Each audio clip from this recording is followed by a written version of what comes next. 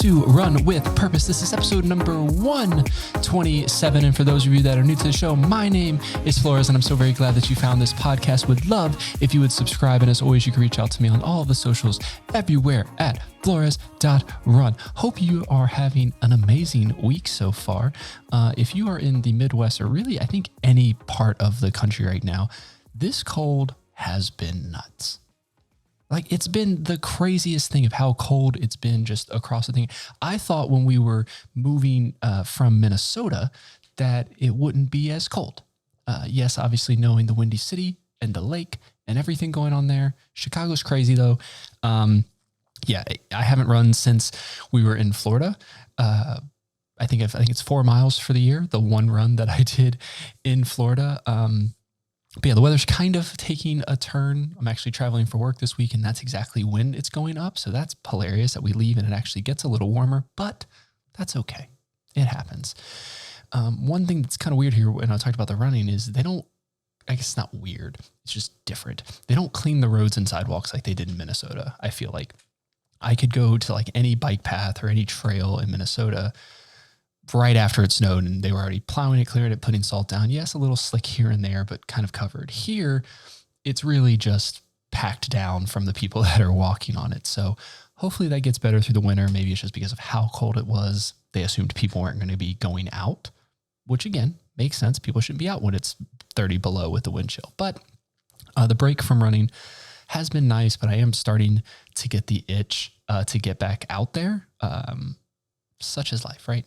But I've been lifting. That's been good. Going to the gym, doing some spin class, which is crazy exhausting. Who would have thought that, I could run a marathon, but if I spend 30 minutes on a bike in a spin class, I'm dying from exhaustion.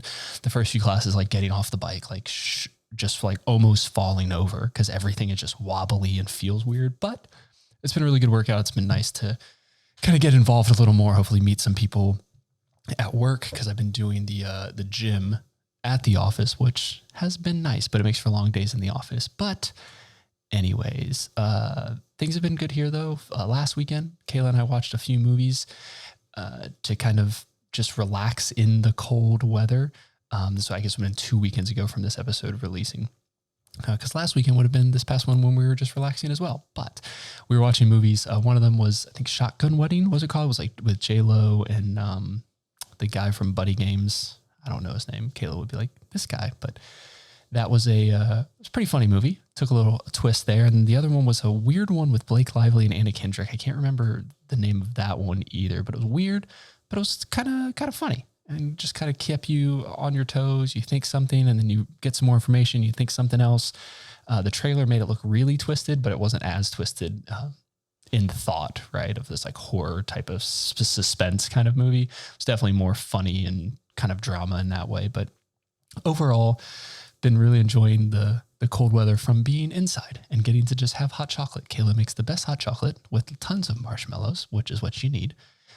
We even added some vanilla vodka to one of them last week. Delicious, because we had to finish that bottle, so why not use it? But yeah, things have been good. Kind of just hanging out at home. It's been a good time. But this week, kind of going to talk about this topic that I heard from a quote a few months back. I wrote it down because I really wanted it to sink in and really understand the meaning behind it. I can't remember where I saw it or read it. I don't know if it was in a book or in a podcast. If I can remember what it was, I will give the person who said it their credit due. I honestly just don't remember when I wrote it down.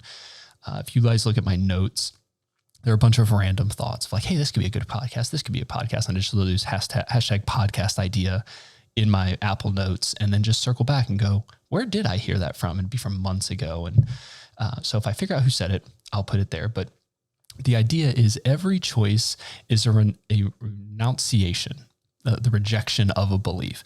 The question isn't, do you live by faith? But what do you put your faith in? And that really sat with me as I read it. It's not the idea of do we live by faith, but what do we put our faith in? The thought that every choice we make is putting faith in something while at the same time rejecting something else, right? If we are leaning into one thing, we, in theory, are rejecting the opposite of where we're putting our faith. The renunciation is the definition of that is the fact of saying that you no longer support or have a connection with someone or something, or that you do not want something. So we're basically saying, hey, I don't support this idea. I don't connect with this idea. I don't have faith in this idea because I'm going a different way, right? And it definitely makes sense when we think about it, because if we don't have faith in something, we aren't going to make a decision that pushes us in that direction.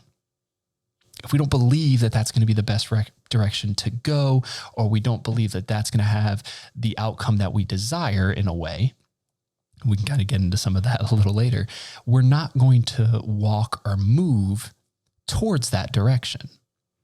So the choice in and of itself is rejecting the other possibilities, because the decision we're making, what we have faith in, we believe that to be the best decision that we could make.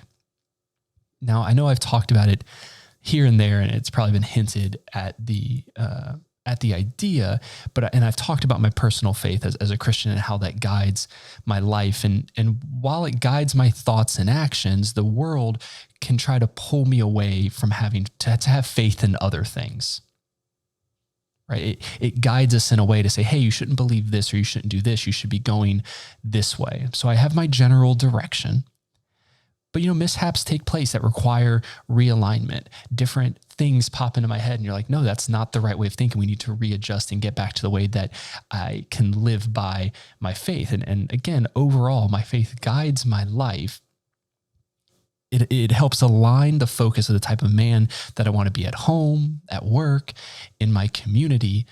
And that guidance allows me to keep the path that I want to. It's a simple life in those kinds of terms. And as we talked about many, many times before, simple doesn't always mean easy. Now, before I lose some of you, I would love you just to lean in and hang on. Faith isn't just about religion. And I'm not going to really harp on the aspect of religion in this episode, even though my faith is in not necessarily an organized religion per se, but my faith is in God, in the word of see, I've got my giant Bible here for those of people that are listening or watching the video. My faith is in that, but faith itself isn't about religion. Again, if we go back to that quote, the question isn't, do you live by faith, but what do you put your faith in? So I'm going to take religion out of this just to show how faith can operate in our lives and everyday decisions that we make, the choices that we make every single day, and the direction that those choices lead us on. So a definition of faith itself is complete trust or confidence in someone or something. Complete trust that'll help guide our daily actions. But where does that faith come from? Now, many people think that faith is blind and just baseless, especially when we think about the aspect of religion. Richard Dawkins said that faith is the great cop-out, the great excuse to evade the need to think or evaluate evidence. Faith is belief in spite of, even perhaps because of, the lack of evidence. And then others also agree with that faith and reason are opposite. The more reason you have, the less room there is for faith. That's the thought process here. But the truth is faith isn't blind. It is backed by evidence, regardless of what your faith is in. And I found this article that kind of really hit that home of this idea of we wouldn't have faith or put our trust in something if we go back to the definition of faith, right? Complete trust or confidence in something. If we do that blindly, that's just not a smart decision. I was trying to think of a better word than saying that, but it's just not a smart decision. It's just blindly do that, because we can end up in areas that we don't want to be, right? We see it all the times of people just blindly trusted someone and then end up getting taken advantage of because they didn't see the writing on the wall, if you will. But this article that I was mentioning says it this way. It says, good decision-making involves gathering relevant information, putting it together in logical order, and making objective assessments about them. The more relevant and accurate the information gathered, the more sound the decision is. Every sound decision maker gathers relevant data and assesses relevant perspectives. Faith allows a person to see these statements as definite realities and incorporate it into their decision making. So the idea that faith is based off of evidence, and that evidence has been provided to us, so then we can, or because of that evidence, we have been able to come up with a logical, objective assessment. So when we build trust or have faith, we'll probably use those back and forth in this episode. When we have faith, we're using relevant data and evidence, whether that's past experiences with an individual or with a specific subject or someone or something rather. We use that as evidence to where we need to build that trust or have faith in that. And from that then determines the decisions and actions that we take, right? We wouldn't let anyone specifically just perform surgery on us. No, we would have faith that the doctor that's doing it, one, has been trained and is skilled in doing so. We wouldn't get on a plane if they asked in the terminal if anyone would like to fly today. Like, no, but I did stay at a Holiday Inn Express last. Like, no, we don't trust that. We don't want to put our faith in that. Because this idea of faith is blind seems to be a moot point. Because we need to have this evidence to actually put our faith in something, to have complete trust. It's not blind. We need to take those steps and understand where we're putting our faith. I'll keep going back to that quote at the beginning. It's not do we live by faith, but what do we put our faith in? We are living by something. We have complete trust or something that's guiding us in a way to make the decisions that we're making. So when we have that faith or trust in a situation, we're going to act in a certain way based off of, again, that experience, that data, that relevant information that made us come to that logical decision. Now, especially in religion itself, but it can be in other people as well. When we put faith or trust in people or a specific thing, sometimes it doesn't play out the way we want to or the way we expected, right? And that can shake up our faith a little bit.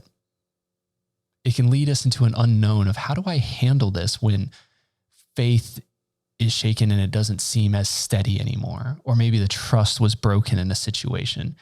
How do we react or show up in those situations?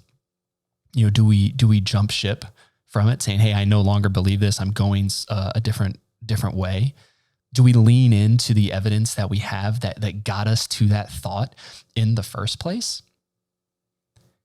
I'd say if we jump ship, I'd question, was it really even faith or complete trust if we think about it in that way? If something can just shake it quickly, was it actually something that you completely trusted? And was your foundation laying in that part? Because I'd venture to say if we had complete trust, by the definition of faith, we would go back to our evidence. We would try to understand more about the situation and what may have gone contrary to what we expected. Did we have a blind spot in something? Did we misinterpret something? Did we make assumptions with things that weren't ever supposed to be the case, but because we put our faith in it, we kind of almost had this blind aspect, which then causes miscommunication, misunderstanding. That can lead us to this idea of frustration when we sit there, right? As a culture, we're so caught up in the shiny or new, it seems that we've lost our sense of being grounded. The sense of having some sort of solid foundation, understanding what we believe and why we believe it, where we are putting our complete trust or faith, and why we put our complete trust or faith in that someone, that something, whatever it might be. We tend to jump from thing to thing, not trusting what we have, but thinking that the next thing is going to be better. The idea of the grass is greener on the other side. If I could just get that house, if I could just have that job, if I could just get that car, that is where I'm going to put my trust, because if I know when I get those things, that's what's going to bring me happiness and joy. That's going to elevate me to this next level. So I put everything I have in that. And then when we get to that, we realize, oh shit, that didn't do it at all. That didn't get me to where I thought I would be. So we say, you know what? I know what it is. I know what the problem is. It's actually this other thing. It's the next thing that I have to get. That's where I made the mistake. I thought it was this thing, but it's actually the next thing. Not only from the shiny and new and jumping to the next things to be better, add to this list of scandals and violence and moral issues and everything else that we're seeing in culture today. It can really be hard to completely trust something or someone, as we want to have that space for safety just so we can bail at any moment. This idea of having one foot in, one foot out, saying if I sit here, I'm actually safe. I can't be fully committed in this relationship because what if they hurt me? I need to be able to get out easily. I need to have that separation, be able to jump ship. We see it with like workers and stuff now. They talk about people kind of only half-ass working and kind of just being there for the paycheck, not really engaging in it and wondering why they're not feeling fulfilled in their job. The action, we're not taking the action to actually embrace that and put both feet in and say, hey, I'm completely trusting this situation. I have faith in the journey that I'm on right now to get me where I want to be, and focusing in that present moment and having that faith. So when we think about all these like half in, half out, what kind of life are we really providing for ourselves when we make these half-assed decisions? When we sit on the fence, we miss out on the fullness of life because we're trying to have it both ways. We're literally trying to have our cake and eat it too. And I think our culture says, no, you should do that. That's okay. That's the way you need to live. You need to just take. People are going to take advantage of you, so you need to get what you can while you have it and just hold on to it, because that's where you have to put your trust. You can only rely on yourself. How many times have we seen that just throughout history? That's just not true. Maybe you've seen in your personal life. I know I've seen it in mine. When you try to go things alone, when you try to handle situations on your own, 9 times out of 10, you're going to fail. And that one time you're not going to be happy. You're going to be stressed out. So when we sit on that fence, teetering between one foot in, one foot out, we miss out on the fullness. So I think it lends itself to what we actually have faith in. Is it something that we have evidence that can keep us grounded, trusting completely with our decisions? Or is it we have this little bit of light with the possibility of cracks to spread? We can see the light breaking through, so I have a way out. I can always see this, so I can't put my complete trust in it because I'm always looking for that point of exit. I'm always looking for the way that I can kind of jump out of this situation when things don't start going the way that I expect them to, when I'm not being fulfilled by the thing that I have faith in. I think it's just like knowing your purpose, right? Questioning the things, again, I said this earlier, of what you believe and why you believe it. What you have faith in is so very important. It's knowing your why. When you know the why behind it, we have that grounded, we have that foundation, right? If we leave faith up to chance, the evidence or data that we collected to get us to that faith is going to quickly fade when the storms come. Because the storms will come. Things will happen that will shake your faith, that will shake your trust in something, but is the evidence that you have enough to back to say, no, this is why I do it, and this is what I believe in, and I do have complete trust in this, that I'm going to see this thing through. Now, again, I'm not trying to make this a religious episode or me pushing my faith specifically on you, but again, I'd love to have that conversation. If you want to have it, shoot me a DM, shoot me an email, jonathan@flores.run. I'd be happy to have those conversations with you. But we all have faith in something. Back to the quote. It's not, do we have faith? It's what is our faith in? We have faith with every decision that we make. So my question to you is, where is your faith? What is guiding the decisions that you make and the actions that you take? Where is your focus when you are making these decisions? Are you focused on the evidence, the data that you collected to build that faith, to have that complete trust in something or someone? Or are you looking for that way out? Keeping that 1 foot in, 1 foot out, just going through the motions of life saying, hey, I'm waiting for the next best thing, because that's where I'm putting my trust. I'm putting my trust in the extra thing that I don't know yet, because obviously I'm not happy now, so it has to be that other thing. It has to keep leading me there. So we circle back to the question that started it all, that I've said a few times now, right? The question isn't, do you live by faith? But what do you have your faith in? Lean into that this week. Really ask that question to yourself and be honest with where that faith lies. What is having you make the decisions you make, the steps that you're taking. And once you kind of understand what that faith is, or where it seems that you're focusing on, where you're putting that trust, you put your trust in the world and your money and your finances and your status, whatever it may be, really understand the why. Talk to yourself about it. Why is this where I'm putting my faith in? What does that mean? What is that going to get me? Where am I going to go there? I'm not saying these things are bad.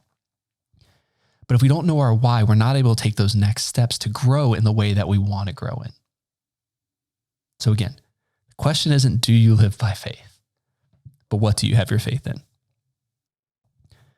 You reach out to me on social media everywhere at Flores.run. Subscribe, leave a review for the podcast. It's much, much appreciated. Hangry Gear, we're going to have some new stuff coming out. WeAreHangry.com. But thank you so much for joining me today. Remember to keep running with purpose, one step at a time. See you guys next week.